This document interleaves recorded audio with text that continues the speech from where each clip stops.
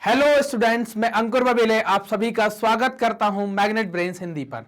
Magnet brains Hindi एक ऐसा platform है जहां हिंदी माध्यम की कक्षा 6 से लेकर कक्षा 12वीं तक का संपूर्ण पाठ्यक्रम निःशुल्क कराया जाता है। आप मेरे साथ कक्षा 9 के सामाजिक विज्ञान को पढ़ेंगे। तो हम पढ़ने के पहले ये जान लें कि भाई सामाजिक विज्ञान के अंदर या सोशल साइंस के अंदर हम कौन कौन से विषय के बारे में पढ़ेंगे। तो आपको भूगोल, इतिहास, राजनीति विज्ञान और अर्थशास्त्र के बारे में पढ़ना है। ये 4 विषय आपके सब्जेक्ट के अंदर होंगे जिसमें आप सामाजिक विज्ञान के अंदर इसको पढ़ेंगे। अब ये सामाजिक विज्ञान एक ऐसा विषय है, सोशल साइंस एक ऐसा सब्जेक्ट है जिसमें लोगों को बोरियत बहुत होती है, खास तौर से हिस्ट्री जैसे पोर्शन में, कुछ लोगों को इकोनॉमी में, कुछ लोगों को ज्योग्राफी समझ में नहीं आती, कुछ लोग को आप देखेंगे कि उनको राजनीति विज्ञान या सिविक्स में थोड़ी समस्या होती है। तो हम इसको इस तरीके से पढ़ेंगे कि आपको पढ़ने में अच्छा लगने लगे, फील आने लगे और आपको मजा आने लगे। और जब आपको फील आने लगेगा आप सब विषय से जुड़ जाएंगे, आपको विषय से अपनेपन का भाव हो जाएगा, आप उसको अपने जैसा या एकदम आसान या लोकल समझना स्टार्ट कर देंगे। जब आपको एकदम अपने जैसा समझेंगे तो विषय आपके बिल्कुल समझ में आना स्टार्ट हो जाएगा और आपको हर सब्जेक्ट से प्यार जैसा हो जाएगा और बहुत आसानी से आप सारे सब्जेक्ट को बहुत कम समय में और बहुत अच्छे तरीके से एकदम समझ जाएंगे और एग्जाम में बहुत अच्छे नंबर लेकर आएंगे। तो चलिए हम पढ़ने के पहले कि हम कक्षा 9 में जिन विषयों को पढ़ने वाले हैं, पढ़ने के पहले हम उनके पाठ्यक्रम के बारे में जान लें, हम उनके सिलेबस को देख लें कि हम उसके अंदर पढ़ेंगे क्या क्या, हमारे हर एक सब्जेक्ट के अंदर कितने कितने चैप्टर होने वाले हैं, कौन कौन से चैप्टर होंगे और उन चैप्टर्स का ओवरव्यू क्या होगा, ये हम देख लेते हैं। तो सबसे पहले हम देखते हैं यहां पर कि आप देखेंगे आपको यहां पर इतिहास की एक फोटो, आपकी जो बुक है उसकी कवर फोटो देखने को मिल रही है जिसका नाम है भारत और समकालीन विश्व। इसमें ये इतिहास की पुस्तक है और इसके अंतर्गत का सिलेबस आप देख पा रहे होंगे कि इसमें जो सिलेबस है वो इसमें आपको देखने को मिलेगा। 2 पार्ट में आप देखेंगे, खंड 1 और खंड 2, टोटल 5 चैप्टर आप देख पा रहे हैं। सबसे पहली बात आती है कि फ्रांसीसी क्रांति। सबसे पहले आप देखेंगे फ्रांसीसी क्रांति, मतलब इसमें हमें यह देखना है कि फ्रांस में क्रांति कैसे हुई, वहां कैसे एवोल्यूशंस होंगे, कैसे क्रांतियां होंगी, कैसे डेवलपमेंट होगा और इस क्रांति का क्या प्रभाव पड़ने वाला है यूरोप के अंदर, तो वो भी हम देखेंगे। फिर दूसरा चैप्टर जो होगा जिसमें आप देखेंगे कि यूरोप में समाजवाद और रूसी क्रांति। तो इसके अंतर्गत हम जानेंगे कि भाई ये समाजवाद बेसिकली कॉन्सेप्ट क्या है, समाजवाद का कॉन्सेप्ट किसने दिया, इसमें होता क्या है, और इसके साथ जो रूसी क्रांति पढ़ा रहे हैं तो क्या रूसी क्रांति का समाजवाद के साथ कोई गहरा संबंध है क्या। तो ये दोनों एक दूसरे से जुड़े हुए हैं, तो हम इनके बारे में भी देखेंगे। जब आप रूसी क्रांति देखेंगे तो थोड़ा सा हम कार्ल मार्क्स के बारे में, स्टालिन के बारे में और लेनिन के बारे में भी पढ़ेंगे और वहां पर ये देखेंगे कैसे किसानों ने, कैसे मजदूरों ने वहां पर समाजवादी सरकार बनाई। समाजवाद की आदर्श क्या होते हैं ये हम इस चैप्टर के अंदर देखेंगे। अगला आप देखेंगे जिसमें बोला जा रहा है नाथसीवाद और हिटलर का उदय। इस नाथसीवाद को हम जब पढ़ते हैं तो कई बार जल्दबाजी में नाजीवाद भी कह देते हैं, तो हमें ये नाजीवाद देखना है। ये जर्मनी के अंतर्गत की आप कहानी देखेंगे कि ये कैसे नाजीवाद का या नाथसीवाद का उदय होगा, कैसे हिटलर का उदय होगा, ये नाथसीवाद होता क्या है और हिटलर की भूमिका क्या रही वर्ल्ड वॉर द्वितीय के अंतर्गत, जर्मनी का कैसे एकीकरण हो पाया, जर्मनी कैसे बन पाया, जर्मनी की विश्व में क्या स्थिति रही, ये सारी बातें हम पार्ट 3 के अंदर देखेंगे। अब 2 आप जो पार्ट देखेंगे वो खंड 2 का हिस्सा है जिसमें जीविका, अर्थव्यवस्था और समाज, मतलब पुरानी बातों में हमें ये देखना है कि हमारा जीवन कैसे चलता था, लोग कैसे कमाते खाते थे। तो इसमें आप देखेंगे कि वन्य समाज और उपनिवेशवाद।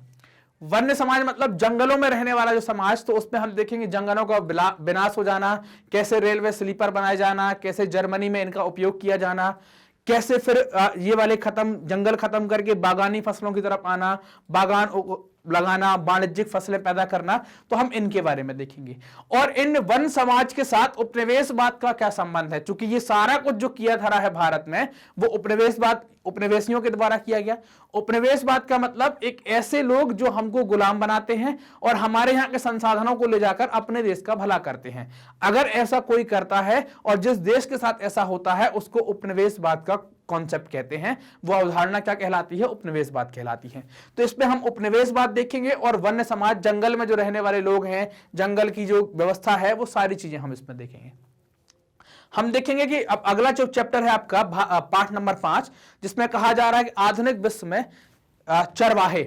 तो इसमें हमें चारागाहों के बारे में भी देखना है, चरवाहों के बारे में भी देखना है। घुमंतु चरवाहे होंगे जो घूम घूम कर जो पहाड़ों पर भी घूमते होंगे, जिनको आप बक्करवाल वगैरह भी कहते हैं, या जो कुछ रेगिस्तान में घूमते होंगे। आपने कभी देखा होगा कि आपके गर्मियों के टाइम पर रेगिस्तान से कुछ लोग आ जाते हैं ऊंट लेकर और भेड़ें लेकर, उनके बारे में देखेंगे। मैदानी भाग पर कैसे चरवाहे हैं, और जो चारागाह बनाए गए हैं आधुनिक में, तो वो कैसे हैं। जब चारागाह नहीं है तो हम चारा कैसे सुखाते हैं, कैसे रखते हैं, ये सारी बातें हमें इसमें देखनी है। मतलब आप कुछ कुछ इसमें पशुपालन जैसे कैसे करते थे, पहले स्टोरेज की व्यवस्था नहीं थी भूसा रखने की, और कौन सी जनजातियों के द्वारा और कौन से लोगों के द्वारा किस किस तरीके से किया जा रहा था, हम इन पर बात करने वाले हैं इसमें। तो ये हिस्ट्री के आपके 5 चैप्टर हैं, जिसमें फ्रांसीसी क्रांति, यूरोप में समाजवाद, रूसी क्रांति, नास्तिवाद और हिटलर का उदय, और फिर वन्य समाज, उपनिवेशवाद और आधुनिक विश्व में चरवाहे। इन सब बातों पर हम ये इतिहास के अंदर ये बातें देखेंगे। तो इतिहास का हमारा सिलेबस या पाठ्यक्रम ये हो गया। अब अगला सब्जेक्ट आता है आपका, जिसमें आप देखेंगे सिविक्स या राजनीति विज्ञान। ठीक, तो इसमें हमें खास तौर से आप नाम से ही देख पा रहे होंगे कि लोकतांत्रिक, तो इसमें हमें ज्यादातर डेमोक्रेटिक वाली चीजें या लोकतांत्रिक वाली चीजें पढ़नी पड़ेंगी। तो आप देख रहे हैं इसमें ये छोटा है, आप देखेंगे इसमें 5 पार्ट आपको देखने को मिल रहा है। 5 हालांकि इसके पहले भी थे, लेकिन उनको 2 अलग अलग पार्ट में बांटा था।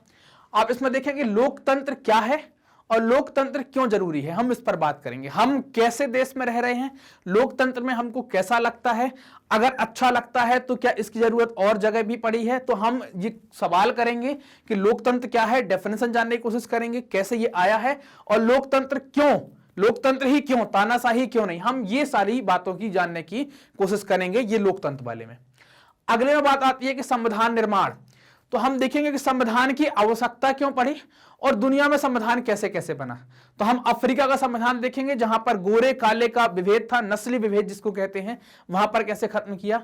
भारतीय संविधान जो हुआ वो कैसे बना, कैसे उसको बनाया गया। तो ये हम यहां पर भारत के संविधान और कुछ दूसरे देशों के संविधान के बारे में बात करेंगे। चुनावी राजनीति के चुनाव के दौरान विधानसभा के चुनाव क्या है, लोकसभा के चुनाव क्या है, कैसे निर्वाचन क्षेत्र क्या होता है, निर्वाचन कैसे होता है, वोट कैसे डलता है ना। आरक्षण, निर्वाचन में आरक्षण की व्यवस्था है तो वो क्या है, सीटें बदल जाती हैं, आरक्षण का चक्रीय क्रम क्या है, ये सारी बातें हम चुनावी व्यवस्था में इसमें देखेंगे। चुनावी राजनीति के अंदर कैसे चुनाव होगा, आरक्षण क्या होगा, कितना आरक्षण होगा, कहां की सीट आरक्षित होगी, कैसे चुनाव होगा, राज्य के कैसे हो रहे हैं, देश के कैसे हो रहे हैं, ये सारी बातें हम इसमें देखेंगे। अगला पाठ कहता है संस्थाओं का कामकाज। संस्थाएं मतलब जैसे संसद हो गई, कार्यपालिका हो गई, न्यायपालिका हो गई, और ऐसी और मंत्रिपरिषद हो गई। ऐसी संसद जो है या ऐसी जो संस्थाएं हैं, उनके जो कामकाज के तरीके हैं हम उन पर देखेंगे। न्यायपालिका कैसे काम करती है, मतलब अदालत कैसे काम करती है। कार्यपालिका मतलब जो एग्जीक्यूटिव है वो कैसे काम करती है। लोकसभा, राज्यसभा कैसे काम करती है, संसद कैसे काम करती है ना, इनके सचिवालय कैसे काम करते हैं। तो इनके कामकाज के ऊपर हमको ये देखना है। अगली बात आती है, ये बहुत इंपॉर्टेंट चैप्टर है, चैप्टर नंबर 5, जिसको पाठ 5 लोकतांत्रिक अधिकार। लोकतंत्र में किस प्रकार के अधिकार मिले हैं, हम उन पर बात करेंगे कि अधिकार दिए गए हैं। जैसे मौलिक अधिकार आपको मिले हैं, मौलिक अधिकारों के अंदर डिटेल कि आपको खाने पीने का अधिकार है क्या, घूमने फिरने का है क्या, धर्म का अधिकार है क्या।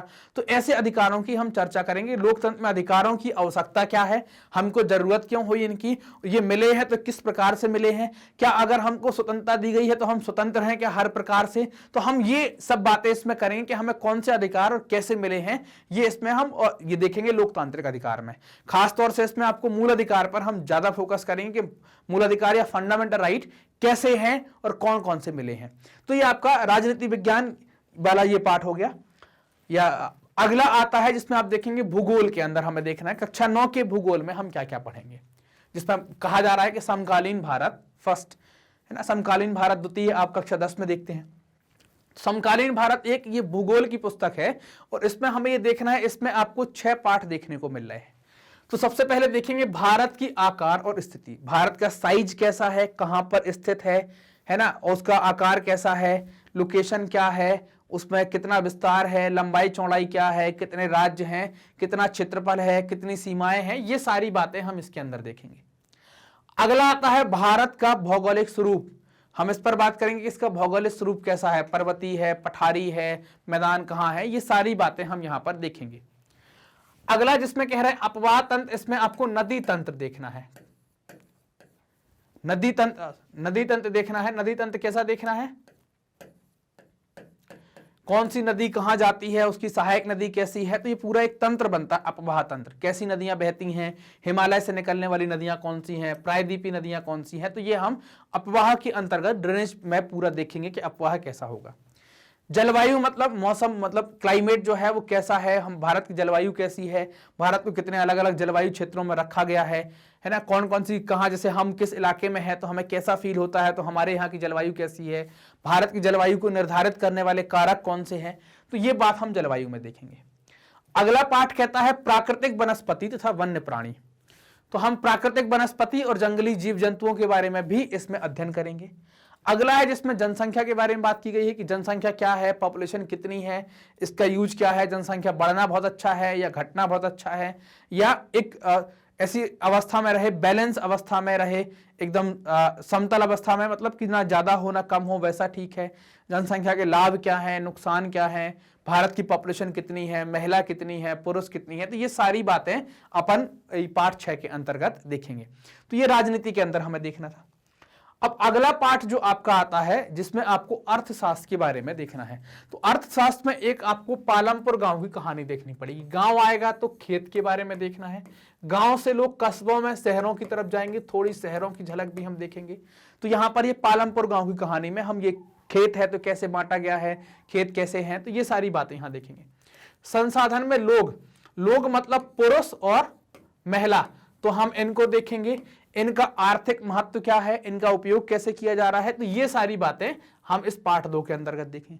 निर्धनता मतलब गरीबी, ये एक चुनौती है और निर्धनता कैसे बढ़ती है, कैसे पनपती है, क्या प्रकार निर्धनता के होते हैं, बेरोजगारी हो गई, काम ना करना हो गया या कुछ और कारण, ये सारे निर्धनता के अंदर हम देखेंगे कि निर्धनता और गरीबी, ये सारी बातें हम देखेंगे इसमें कि क्या है और क्या नहीं है। अगला पाठ जो पाठ 4 कहता है भारत में खाद्य सुरक्षा। खाद्य मतलब खाने का जो सामान है, फूड, जो एग्रीकल्चर प्रोडक्ट हैं जिनको हम खाने में उपयोग करते हैं, खेती के जो भी उत्पाद आते हैं, तो हमें उसकी सुरक्षा के बारे में देखना है कि कैसे हम इनको सेफ रखें। बफर स्टॉक क्या है, कहां हम रखते हैं, कैसे हम खाद्य सुरक्षाओं को या खाद्य पदार्थों को रख सकते हैं, तो ये सारी बातें हमें इकोनॉमी में देखनी है। ये 4 पाठ आपको देखने हैं। तो आपने चारों सब्जेक्ट का आपका सिलेबस देख लिया, जिसपे आपने इतिहास देख लिया, भूगोल देख लिया, राजनीति विज्ञान देख लिया, सिविक्स मतलब, और आपने इकोनॉमी या अर्थशास्त्र देख लिया। तो इन सब का अध्ययन हम एक एक चैप्टर वाइज चैप्टर उठाते चलेंगे, टॉपिक वाइज पढ़ते चलेंगे, आपको टॉपिक वीडियो मिलते जाएंगे। हम सारे टॉपिक कवर करने के बाद उसके 1 शॉट वीडियो ले आएंगे, उसके एनसीईआरटी सॉल्यूशंस करेंगे, ये और प्रीवियस ईयर में जो भी क्वेश्चन आए हैं वो देखेंगे, एमसीक्यूज जो होते हैं वो सारी चीजें हम इसके अंतर्गत देखेंगे यहां पर। ठीक है, तो ये हमारा सिलेबस था। अब आप देखेंगे आपको ये पाठ्यक्रम कैसे प्राप्त हो सकता है। तो आप देख रहे हैं कि मैग्नेट ब्रेन कक्षा 6 से लेकर कक्षा 12वीं तक बिल्कुल मुफ्त शिक्षा उपलब्ध करा रहा है आपको यूट्यूब के माध्यम से। इसके लिए करना क्या है आपको कि आपको मैग्नेट ब्रेन्स हिंदी का चैनल सब्सक्राइब करना है और जो भी सेशंस हो रहे हैं उनको लाइक करना है और अपने दोस्तों के साथ ज्यादा से ज्यादा शेयर करना है और कमेंट कर भी बताना है कि आपको सेशंस कैसे लग रहे हैं। Thank you.